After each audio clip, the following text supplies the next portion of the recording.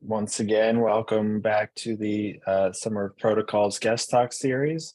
This series is part of an 18-week program where 12 core researchers and 22 affiliate researchers are working on various aspects of protocols. You can find out more at summerofprotocols.com. Today, we're talking with Scott Moore. Our next session will be tomorrow with Jason Morton. We'll be talking about money as a protocol. The pre-read material is linked there in the program calendar at summerprotocols.com. So I will go ahead and hand it off to Tim, who will introduce Scott today. Yes, hi everyone, Scott. Hopefully you're here. We see you. Okay, you have a camera. Great. Video's good.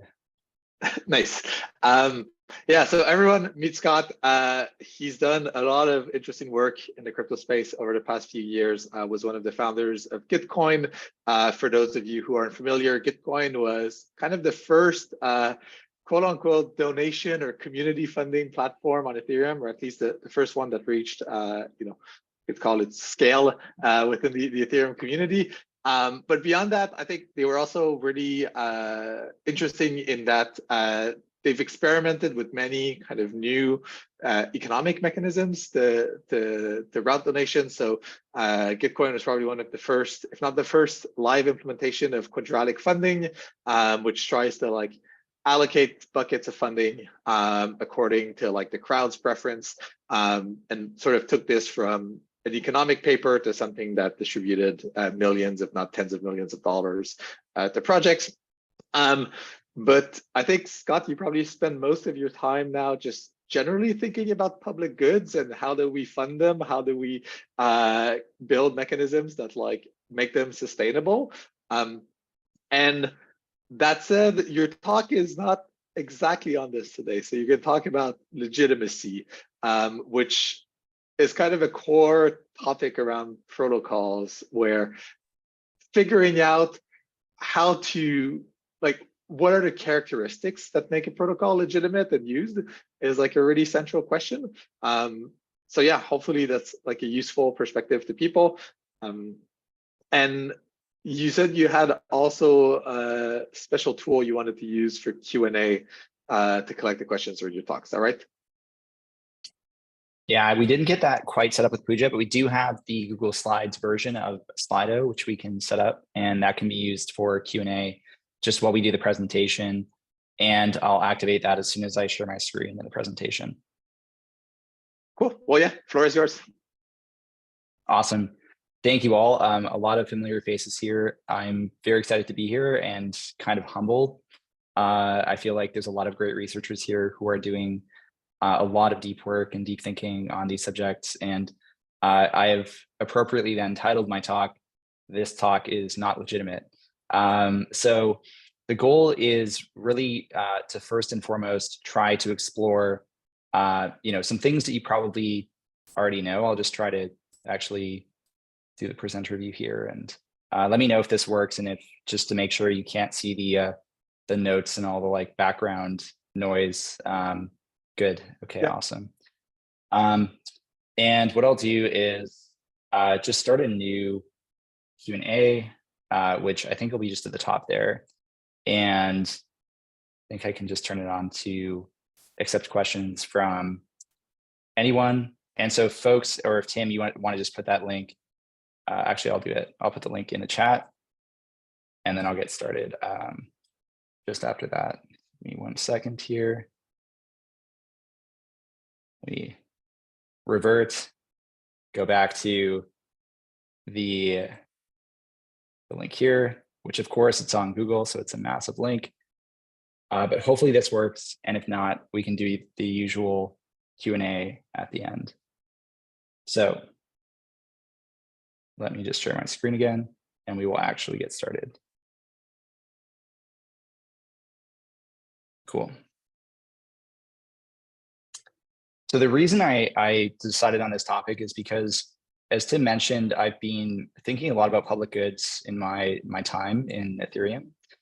And a lot of the reason I've been interested in legitimacy is related to public goods. And it's actually specifically related to the post that Vitalik made in 2021, titled the scarcest resource, the most scarce resource is legitimacy, or I believe titled legitimacy is the most scarce resource, something to that effect. My memory is not my strong suit.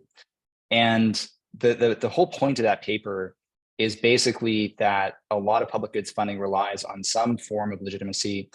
And I would argue even further that most of our actual social kind of civilizational goals rely on some form of legitimacy, including the creation of most of the things that we actually care about technologically. So anything from aqueducts all the way to the creation of the internet. And if we can actually figure out ways to better create these types of technologies, then we can reach better global agreements in the face of increasingly risky sort of existential threats. So this gets harder as groups scale. I think everyone knows that here.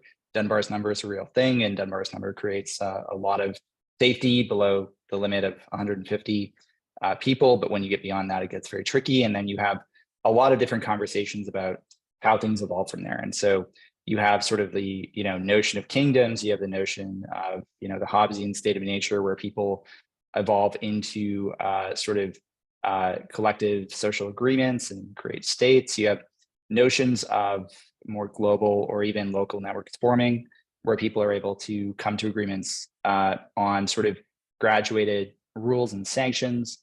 And we create protocols sort of as a way to reach consensus about these things. So I think we've actually explored already a lot of these types of protocols, and I actually have the larger list in one of the next slides. But the speech sort of protocol, if you want to call it that, just our ability to create nuanced, structured meaning, or the internet protocol, our ability to kind of send information between grains of sand, are pretty powerful despite being very simple. And I think that we're sort of in a position where we started to evolve the types of protocols we're creating. And I'm glad that there's people thinking about the sort of broader sense of the word protocol. But I think that there's still a lot of places where we don't actually have trust scaling between groups globally. So things like proof of stake or things like TCP/IP are improving this, but we still have a lot of problems. Notably, Ostrom has done a lot of work thinking about these sort of graduated commons where rules can kind of scale up over time, but we still don't have a great model by which we can scale that at a global level. And why do we care about this? Because most of the time, we fail to actually solve problems because we fail to solve standards problems. And standards problems basically are our inability to reach consensus about the types of agreements we'll come to in a given situation in order to take some action. And in practice, what that means is we have lots of conversations, but we don't have a lot of outcomes. And I think the solution to that problem is partly to do with legitimacy. And legitimacy, therefore, is not only important for the public goods problems, but is also very important for general coordination at a global level. And that general coordination at a global level is very important for just civilization existing. And if we take the sort of, Thomas Aquinas route here, I think we would say that existence is something that civilization should have as a property, and that we should consider to be good. So I'm not all doom. We have created a lot of great protocols, and this is from the draft paper, which I think you've all kind of gone through. But the best part of this is that it shows that we can do this at some scales, and we can do this relatively decentralized at many of these in many of these cases. So, for example, wedding ceremonies or birthday parties are just things that happen with many different sub sort of cultural norms and structures, but exist probably pretty independently. You're not really coordinating, hey, like what's your wedding going to be like at a global level, except for maybe through some kind of like shared gossip protocol around like what kind of wedding dress is in season or what kind of flowers you should get. And so I think there's something to be said for what we've done already. But again, there's lots of places where we don't align, where the stakes are higher. And this was actually just from the AI week in Zuzulu, where we all sort of went through where we are on this P doom scale. And there's a lot of different perspectives on where we landed, and a lot of different on the left-hand side here, perspectives on how we actually think about things like AI safety in this case. And so anyway, I'm repeating myself a little bit, but the point is that we have lots of different perspectives on things that are quite existential. We have already shown that we can make pretty nice, simple protocols for things like speech or like weddings and things that matter to us at even just a normative or also at like a global coordination level. And we just kind of have to incrementally improve those and still work on the details. So how do we come to this agreement? How do we think about legitimacy in this context? These are just some ideas that I came up with just before before diving into the broader sort of piece. And I think they're probably somewhat independent. There's definitely some links between them, but I'm trying to keep them relatively kind of just like segmented off. The first one kind of defines social legitimacy. So basically legitimacy as a form of behaviors and habits that define bounds on acceptable interactions between individuals given some set of norms and rules. I won't make a huge distinction between norms, rules, principles, and so forth here, but there is obviously a distinction to be made there. Economically, legitimacy is sort of a force that constructs shelling fences to solve coordination games by essentially generating pre-commitments to not do bad things. Shelling fences kind of being a similar concept to shelling points, where shelling points give you some kind of uncommunicated natural way of reaching consensus. For example, you might have a public park where people happen to congregate for picnics a lot, and it just happens that that becomes a default spot for that, and people know without communicating it that if you're going to have a picnic that you're probably going to the park. Shelling fences basically do this around norms and set boundaries in a similar sense to the first framing here, but do so in a relatively formalized way that probably doesn't reflect reality fully, but is, I think, interesting conceptually.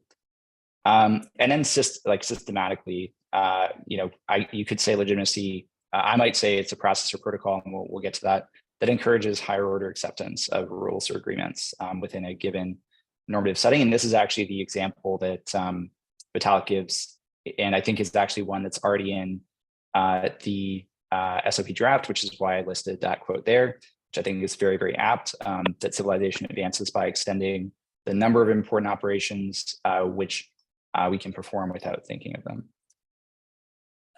So this isn't entirely a new concept. Legitimacy is something that's existed for a long time, since we probably had any kind of really social arrangement. And so there's been lots of thinkers who have put a lot of time into this.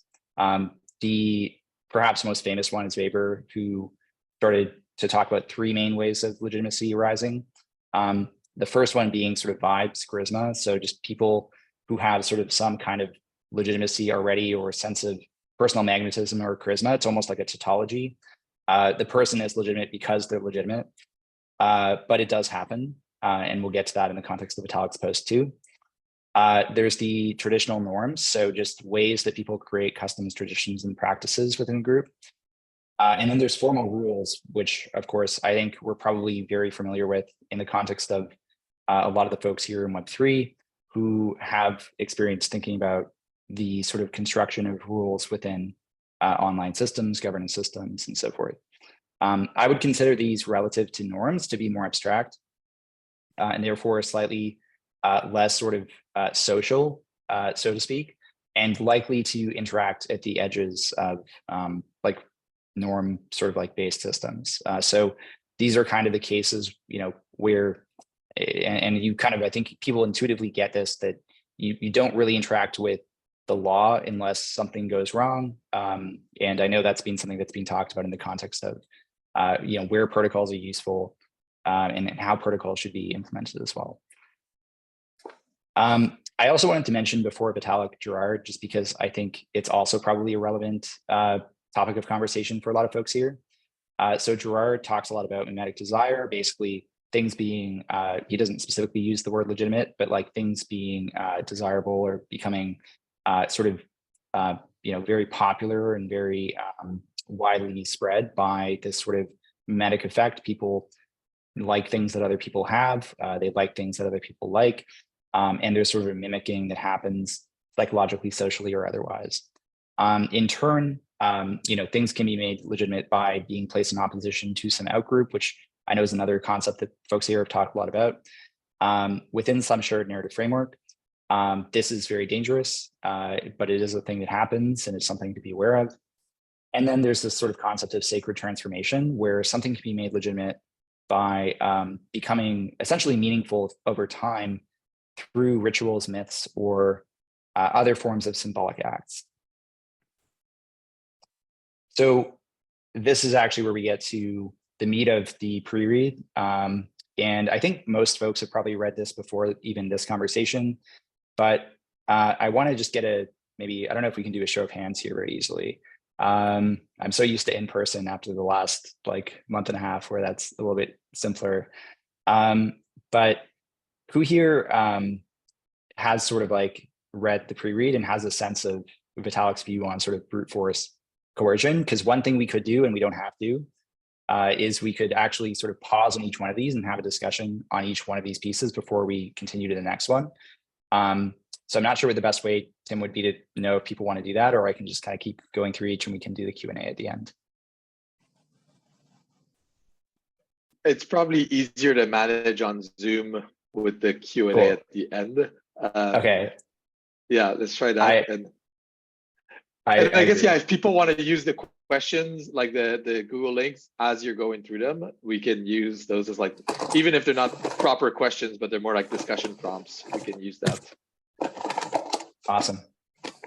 So the first sort of piece here is, I think, the most illegitimate form of legitimacy, which is brute force / coercion, which is essentially another sort of tautology where if you are forced to comply with something, it is by definition legitimate, de facto legitimate. And this is something that a lot of folks have talked about all the way back from divine rights of monarchs, which is something that Bossuet talks a lot about in his work, and something that Clausewitz talks about on war around this sort of continuation of politics by violence. And those are two people that I think generally are proponents of this approach, but I also wanted to make sure to mention two thinkers who have put a lot of work into force or violence, but from a perspective that is not necessarily as ingratiating to it. So Foucault obviously talks a lot about violence in the context of power systems, institutions, and just in social dynamics generally. And then David Graeber talks a lot about this in his book on debt, around the sort of way in which legitimacy is sort of wandered through power in order to create more seemingly more legitimate systems. So you have, for example, the case of annexed states, which are often annexed for the sake of being freed in some sense or being saved in some sense. And eventually the legitimacy of that action is no longer from the violence itself, but through other means entirely. And sometimes this is not even something that's set up front. It's just something that happens sort of ex post. So the idea here essentially is that we, I think, should deeply consider brute force and coercion as a real source of legitimacy, even though it's very unpalatable, because it is something that exists in the world and does happen very often. And that I think if we don't understand, we will not really fully be able to contend with. The second sort of piece here is continuity. So if an action was a legitimate at time t, it's legitimate at time t+1. And there's a lot of course, I would actually say this is, again, in order, the second least legitimate form of legitimacy. And there's a lot of folks who think about this in the context of the sort of role of rituals in not just social order, but also in religious contexts. So how religions kind of create meaning and do that through ritual, and that creates a social cohesion that leads to the continuation of that practice over time. And then you have actually the more modern sort of framings of this, which are I learned actually kind of from interesting origins. So Goldman was actually just in show business and was talking about how comedians that just kept going on talk shows more often were more Lindy, and that's where the Lindy effect kind of came from. So it's just a deli in New York that people met at and were talking about this in. And the Lindy effect effectively became itself Lindy because Nassim Taleb obviously kind of took the term and used it pretty actively in his work as well. And that's had an effect on some other thinkers who use the kind of concept, same framing in other areas that are more specific. So in the context of sort of long tail power law effects, there's Mandelbrot's work, obviously, but there's also Merton's work on the Matthew effect, which is more specific to how credit accrues. So how social credit or social capital accrues in a system. And the sort of fundamental problem he identifies is this idea that you kind of have in the same sort of higher order acceptance manner that was mentioned before, people with more social capital gaining increasing amounts of social capital over time. So the reason I think this is the second worst form is because it's kind of an accidental continuation of the first form. It's not strictly coercion. It is not strictly brute force or violence, but it is kind of accidental. There's no real like principle or grounding necessarily. Although, of course, in the case of rituals, like the rituals themselves can have other forms of legitimacy that power them. Vitalik's third sort of piece here is process. So if a process is legitimate, then so are its outputs. And this is actually a really fun one because I actually think we tend to default to this a lot in our daily lives.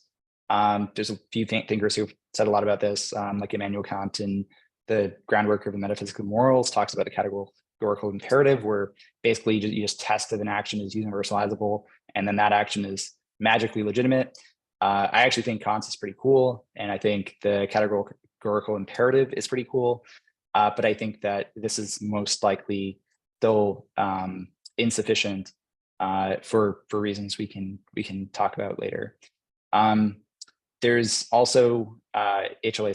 Hart's work in legal positivism, where legal systems are kind of these instantiations of social norms, but the laws themselves are what are legitimate, and just deriving more things axiomatically from those laws creates more legitimate laws, which again, similar to the continuity argument, creates more and more legitimacy. I personally am not a huge fan of this, and the separation between law and morality generally seems tricky, but again, we won't go too deep into that piece. And similarly, Rawls is kind of taking a stance where if you just kind of give people the ability to create principles that will, be independent of their social standing or who they are, you can get them to create principles anonymously that might better represent some kind of essentially similar model to the categorical imperative, where it's a universal good or a principle in the sense that it's something that will conceptually work no matter where you stand in the system. I think this is actually a really cool framework because in particular, there was a recent paper in the AI field around the veil of ignorance as a way to align AI systems with principles of justice. And I think this is actually kind of fascinating. I don't know if it's right, but Saffron and some other folks from the Collective Intelligence Project worked on this and I think did a really good job with it. And I think it's a kind of cool framing in the sense that you have an idea of, in this case, legitimacy that's independent of any one person's will or their coercion, and independent of sort of any kind of like time basis for it. So that's sort of the main ones that are, a little bit more, I would say weaker. And the ones that I think are, at least personally, a bit stronger are sort of as follows. So like performance being legitimacy via an action that sort of just satisfies a need for a society. This is, of course, very commonly attributed to folks like Bentham and John Stuart Mills. Consequentialism obviously has a lot of problems, but there's a lot of interesting work that I think is being done on that front in the context of trying to actually measure, even in the context of AI or otherwise, what sorts of systems might actually produce sort of like meaningful sort of utility functions, quote unquote, for AI, although again, whether or not that's the right framing. And we also think about performance a lot when it comes to software systems. It tends to be that like open source libraries and other things that work well for a given task will be more successful. And generally the sort of the idea of just working for the people in some sense without, kind of abstracting yourself into a process, I think is interesting, irrespective of these particular thinkers.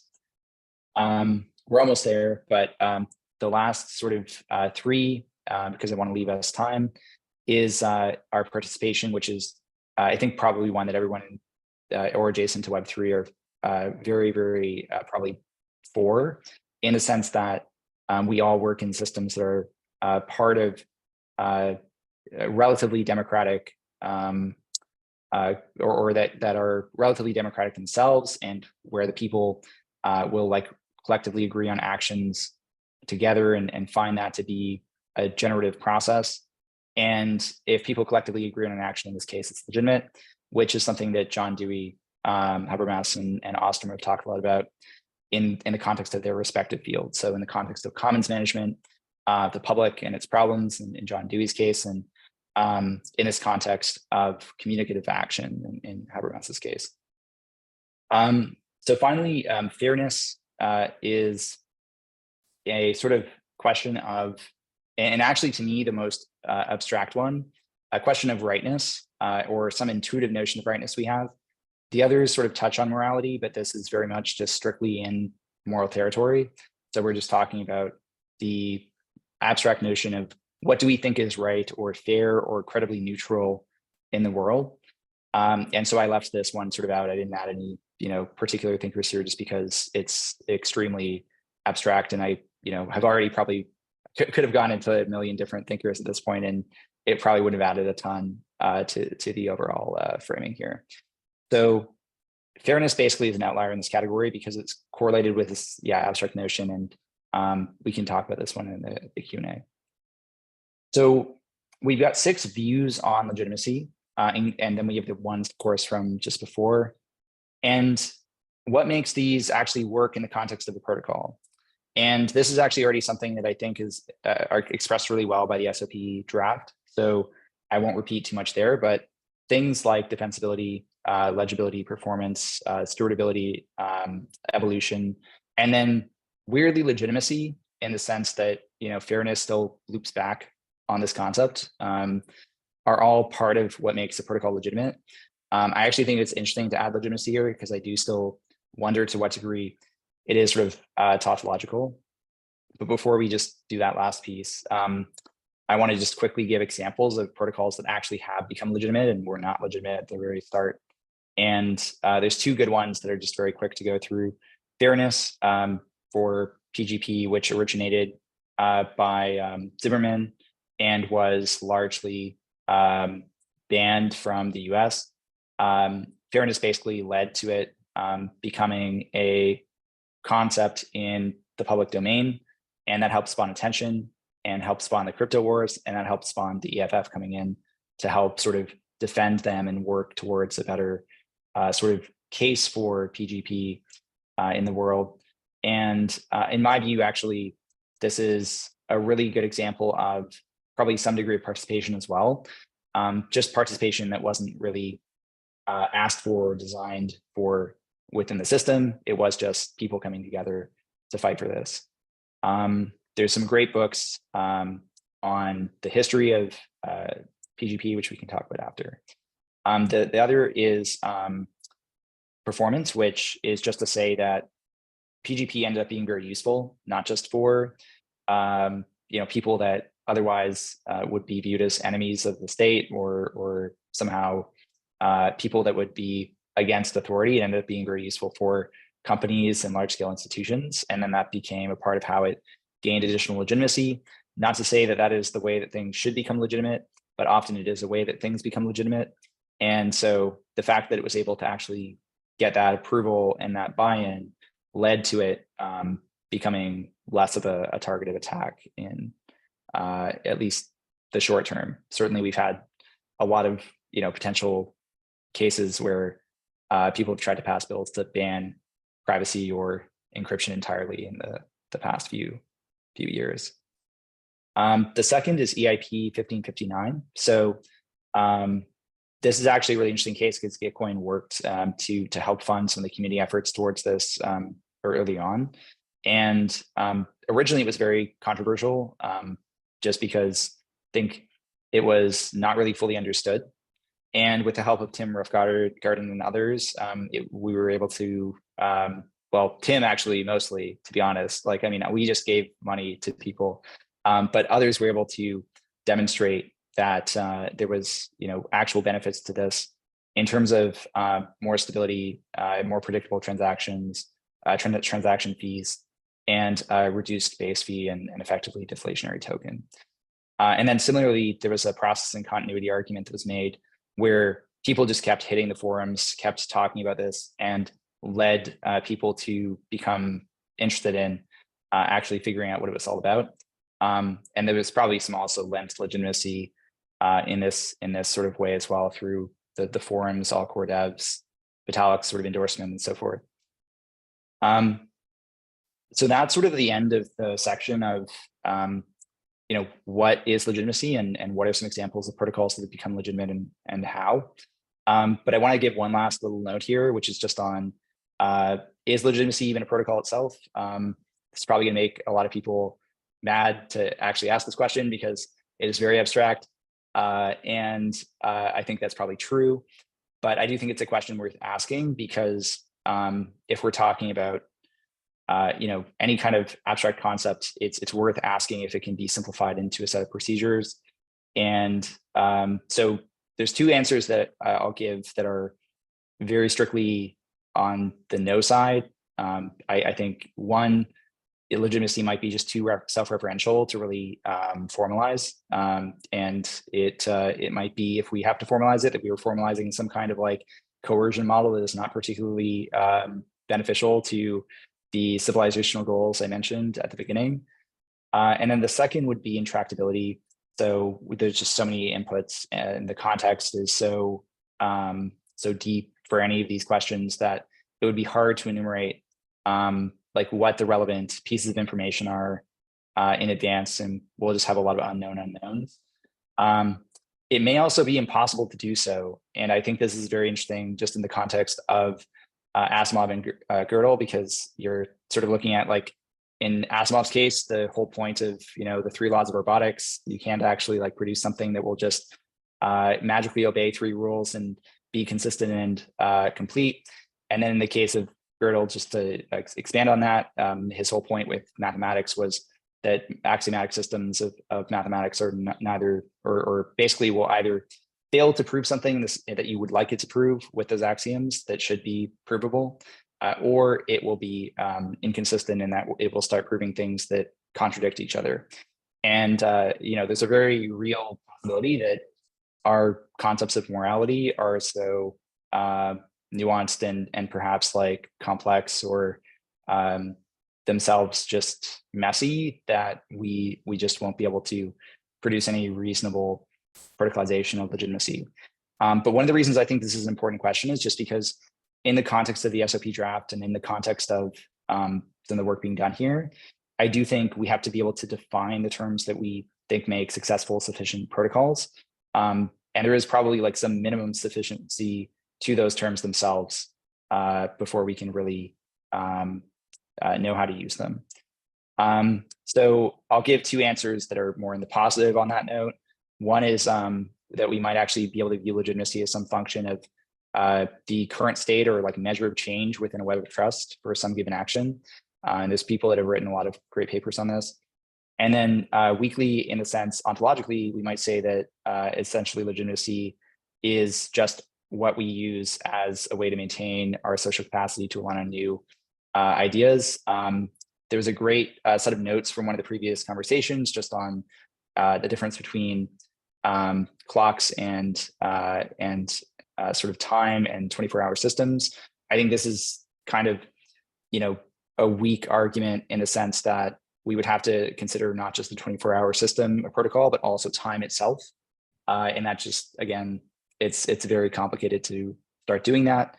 But I do think it's an interesting argument to make. And I think there's potentially some work to be done just in terms of for not just legitimacy, but other kind of, I'll call them just like sufficiencies, thinking about what the sort of formalizations of those might look like.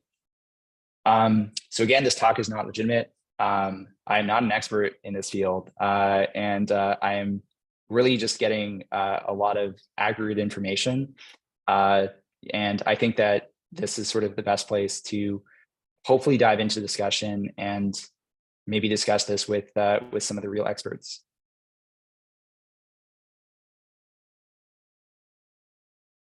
Thank you. I think there's a lot to unpack in this. Several people mentioned that they wanted the slides because they're going to need to digest all of this later. So yeah, we covered a lot. Okay, so there's a couple questions in this the like Slido. But I think there was also a comment in the chat towards the end that kind of interesting and maybe worth picking up on to like start the discussion. Toby, you mentioned like the idea of legitimacy of protocols is a more interesting question than legitimacy as a protocol. Do you maybe want to take like a minute to like expand your thought there, and then I think that'll lead us to some of the questions. Well, sure. Well, I think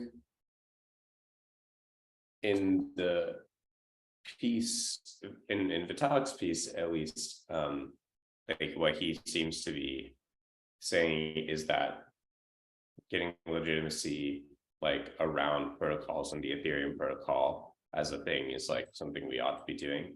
But broader than that, I think one of the questions I have, and this came up last week, I think in the pilot study discussion in my group as well, what is like why it's possible, why people make the comparisons to like of blockchains with like the Leviathan and the state and in the first place. And yeah, to me, I think the chief question is why does why do it's weird that people like trust these things with like billions of dollars worth of value, right? Like that doesn't make sense. We have like legal systems and like money systems that like work really well already. So there's already legitimacy like sticking to these protocols. Like what accounts for that? And if we can understand that, then we can probably understand like some aspects they're missing. I think my answer to that is that they express some properties of like the liberal vision like quite well. They don't do all of them, but yeah, that would take like a lot more unpacking. So I think I'll just leave it there. But I agree with what Kia said in the chat, like that policy development procedures are like can be also like processes or protocols for like developing legitimacy. Yeah, I really thanks. like first. Yeah. Oh, go ahead. No. I was going to say, does anyone have anything? So go for it. Yeah. I just really agree that yeah, it's harder to talk about legitimacy as a protocol. And so I left it just for the very end. But I think it is fascinating to your point that especially in Web3, yeah, we just have these massive treasuries and people even in that case are reluctant to spend them because they might accrue some form of like legitimacy or value. You see that in companies too, I suppose, with Apple and so forth, where just having a massive amount of cash on the books is useful because it creates some kind of moat, I guess. And I think that's a kind of weird. It's just a form of it's effectively the real form of the Matthew effect, which is just capital accrues power and just represents power. And arguably that is one of the problems with the system, but we're just sort of stuck there for now.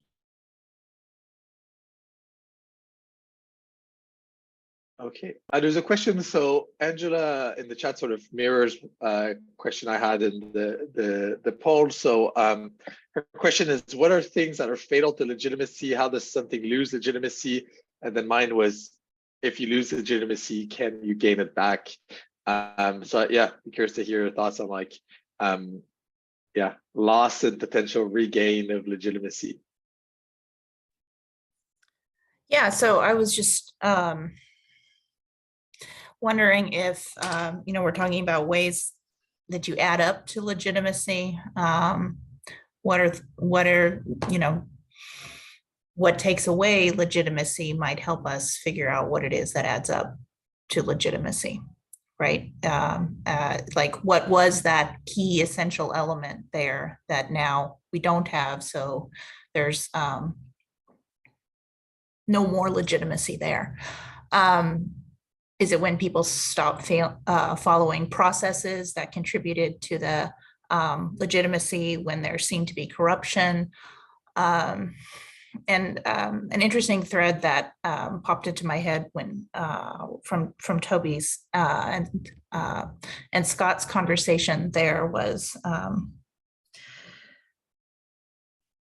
I should have written it down because now it's gone away, but I'll get back to you on that. Yeah, thinking about essential elements is kind of what I was going up there.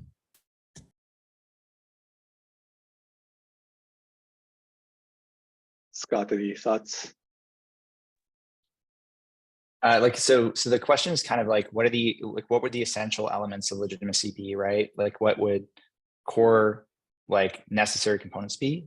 Just to make sure, I want to make sure I'm answering the right question first. Sorry. Yeah, I think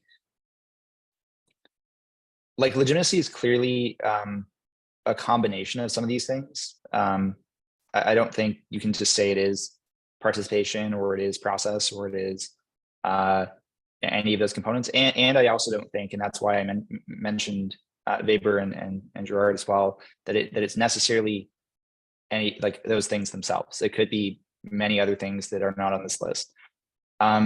But I tend to believe, at least personally, in the idea that legitimacy is mostly a very somewhat arbitrary social web of trust based system, which again, as Vitalik mentions, is just this thing that at some checkpoint kind of like wraps up what's being agreed upon and then places higher order abstractions of what is potentially trustable on top of it. So sort of like in a mathematical system where you have axioms and then you have theorems and you can prove things based on those that lead to new theorems. I think there's some sort of system by which we're sort of stacking legitimate institutions and pieces together.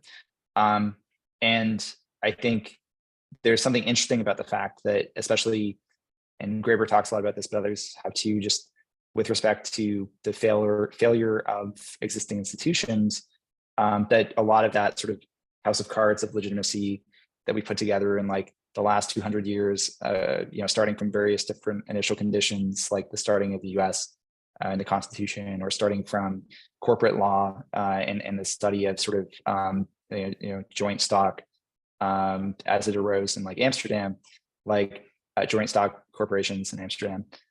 I think we just realized that a lot of that is a little bit of a house of cards, and I think that speaks to my view a little bit, in that we've sort of just been stacking principles as they come to us.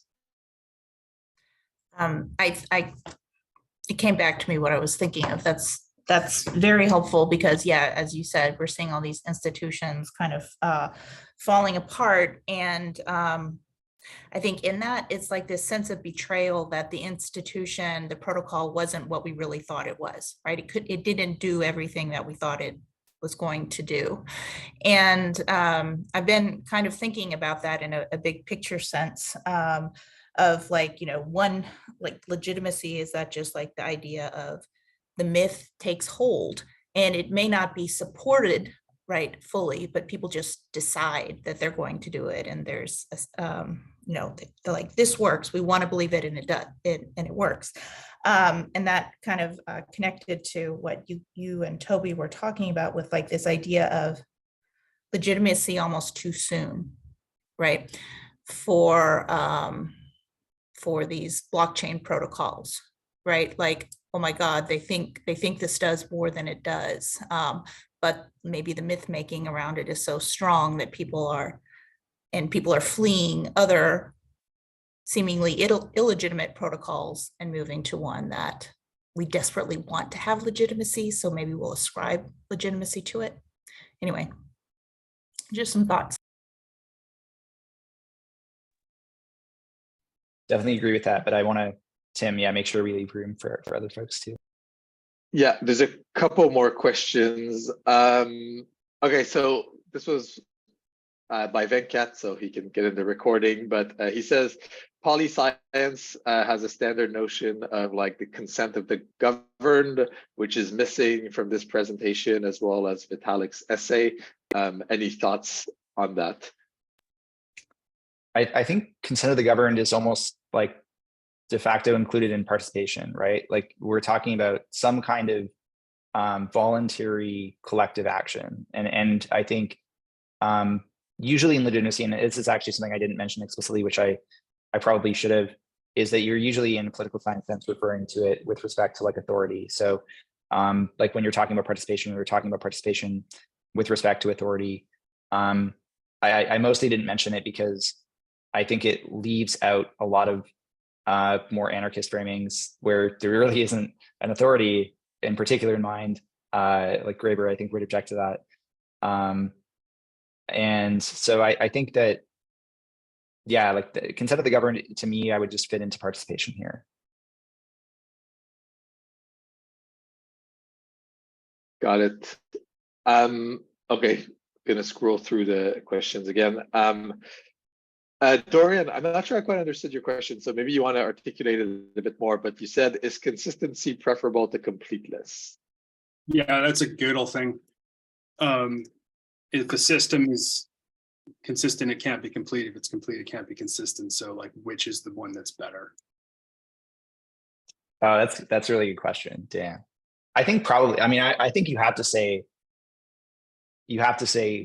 that you need consistency, right? Like I think that's like probably, I think it'd be I would love to see someone make the case for completeness over consistency, which maybe is like a very polycentric view. Like actually you have many different systems that are like totally inconsistent, but together like form some complete whole. And that would be a kind of, yeah. Like that'd be a cool framework. But it's a good question that I definitely, that's like even further beyond my level of qualification to answer, because like, but I do think it's really fascinating because I actually think this is relevant for, I saw the AI comments in the chat, it's relevant for that conversation where like, if we can't get to a consistent or complete ethics, then like any virtue ethics or like morality based approach to like alignment will probably fail, because like it'll just make the same mistakes people do. Like it actually needs to be, it's like the self-driving car thing. It needs to be like better than people. But yeah, I'll cut my answer off there.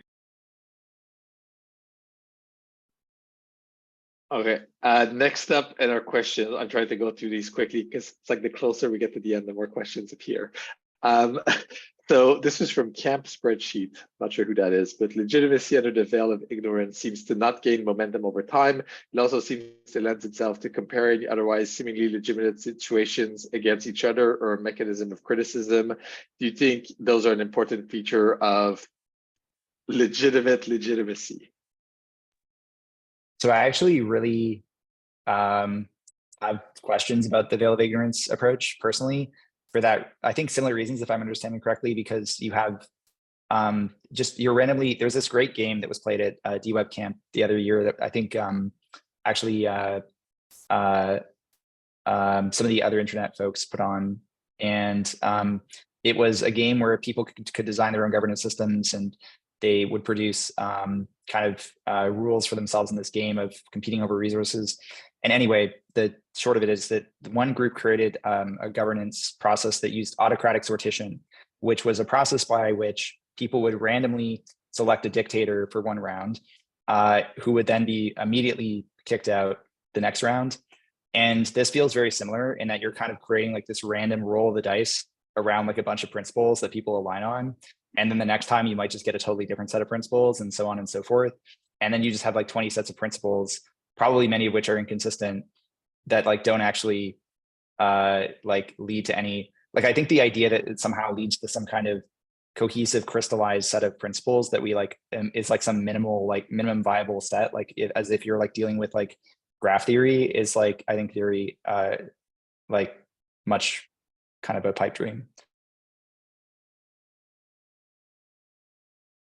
Thank you. And I guess this is a bit similar. If you don't have any additional thoughts, free to pass, but how do you think legitimacy diverges from morality? Is there something that's immoral yet legitimate? Yeah, that's actually one of the biggest things that I was trying to piece together in my mind when I was going through this presentation, because like, I think they are similar, but in the same way as trust, they're not directly related. So yeah, like, and Angela, exactly, like you can have some kind of like inherited legitimacy, which probably exists by some previous, like, so all those first three options, like brute force or coercion, continuity, process, like none of those really have anything to do with morality.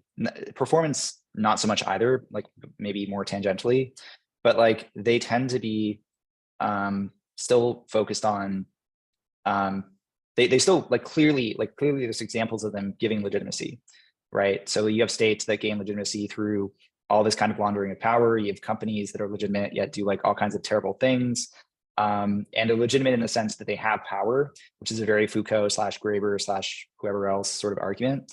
And I think that's true. I generally tend to think that there's a power element to legitimacy. But I think that probably the most, again, legitimate forms of legitimacy tend to lead towards some form of morality. Like you have to have some moral backing for the reason you're doing something. And that can be normative too. Like it doesn't need to be like some kind of universal morality, but it can be just part of the sort of like that process of collective agreement. Even if that collective agreement is something that like we as a group here in this Zoom call would like fully disagree with, that would be like, this is a terrible moral system. I think that's still kind of like an important piece of a legitimate system. So I don't know is the short answer actually, but this is as close as I can get. Okay, I'm gonna skip around on one I think you might have opinions on, given Gitcoin and QF and all of that. What are your thoughts on buying legitimacy? If everyone is in support of the thing, does it make the thing legitimate? How do people game that? Yeah. People game it a lot. Yeah, that's what I've learned. There's definitely a lot of that. And I think that's okay in some cases. Like, yes, there's like always going to be issues of, so here's like a question, I guess, is like, if, you know, like if someone gives like when, I guess the question is kind of like, maybe you can go back to, I don't know, like if I can go back to like, you know, there were lots of people that took money from Epstein, let's say, right? Let's go there maybe as a starting point. Like, was that legitimate? Did that lead to good things happening? Would like those research institutions still be called legitimate? Or even more recently, FTX, right? Like, did the people who got the money from FTX for the research institutions stay legitimate? And I think the answer is partly, first, maybe they're legitimate in the sense that they already had some prior legitimacy, and while this like chipped away at it, they just had enough like of this state of trust from like previous iterations of the game that like they were able to kind of keep some sense of it. So in that sense, I think you can sort of like keep legitimacy despite that. And there's the other sense of where, I guess, if you're buying legitimacy, it's going to be, yeah, basically like you buying your way out of like a debt that you like owe to society in some sense. And it probably, I guess, the hard part is just measuring, like, yeah, how do you even, I think we all intuitively know, like, Epstein was a terrible person. I also agree with that statement. I think that it's like hard to know, like, how much did he buy his way out of that when he donated to MIT, for example. And I actually think that'd be fascinating to be able to measure somehow. You also see this recently with like people, yeah, like I think basically the question of reputation laundering here is the interesting one. And like you see this with like Liz Holmes, the rebrand of Elizabeth Holmes recently, which is fascinating. But in the very, to answer this, the very particular question in the context of say like QF or a lot of Web3, I think this happens a lot and is a problem of the hyper-financialization of Web3 and leads to it being more common than not. And I don't have a good solution to it, but it's a very hard problem. And I want to, I'll be in Discord and answer that in more detail because I need to think about it more. Fair enough. Well, yeah, we are at time, so want to be mindful of everybody's days. But yes, thank you so much for coming and giving this talk. I think we have a thread in Discord already for your talk. So if people want to have follow-up questions there and kind of continue the conversation, we can do that. But yeah, thanks a ton, Scott. This was great, and it's given us a lot to think about. Thanks for having me, and I'll see you all in Discord. Cool. Yeah, thanks a lot for joining us, Scott. Just a quick reminder that tomorrow's call is at 1 p.m. Eastern time with Jason Morton, and we'll be talking about protocols of money.